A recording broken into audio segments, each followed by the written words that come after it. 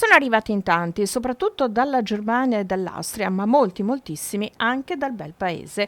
E così Venezia, il primo weekend di settembre, appare come un anno fa, piena di turisti, affollata di persone che, complici le tariffe allettanti, hanno scelto la città sull'acqua per un fine settimana di vacanza, dimenticandosi dell'epidemia, del lockdown e della crisi economica. Voglia di godersi un cielo terzo e un sole splendente che raggia Canal Grande e tutta la città, dimenticando però di indossare la mascherina e rispettare il distanziamento che a Venezia, si sa, è difficile logisticamente.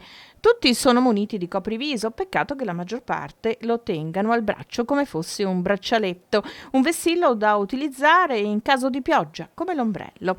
Il richiamo della laguna è forte anche per gli eventi in programma. Si popola, dopo una timida partenza, la cittadella del cinema Lido, secondo film italiano in concorso nella quarta giornata di Kermesse. Susanna Nicchiarelli torna alla mostra con Miss Marx, pellicola dedicata alla figlia di Karl Marx, una storia tra ideologia e amore, due sentimenti che spesso impongono scelte non facili.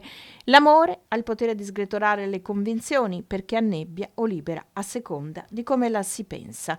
Abel Ferrara con Sporting Life è il regista a cui quest'anno è stato assegnato il premio Jägerle-Couttre. E a proposito di premi, edizione speciale in Piazza San Marco del Campiello, 58esima edizione, in una serata magica nell'area marciana con 1400 invitati. Segnali anche per esorcizzare la paura della pandemia, ma non dimenticandola. Personaggio dell'anno al premio di Vedonna, che si è tenuta nella cornice di uno degli alberghi più esclusivi della città, è Alessia Bonari, l'infermiera di 23 anni che postò la foto con il viso rovinato dopo ore di assistenza in piena emergenza Covid. E domenica 6 settembre la regata storica in Canal Grande è già pronta la macchina, dove i campioni del remo taglieranno il traguardo. Venezia rinasce, il tutto esaurito nei garage di Piazzale Roma, sembra un segnale, almeno per questo fine settimana, incontrovertibile.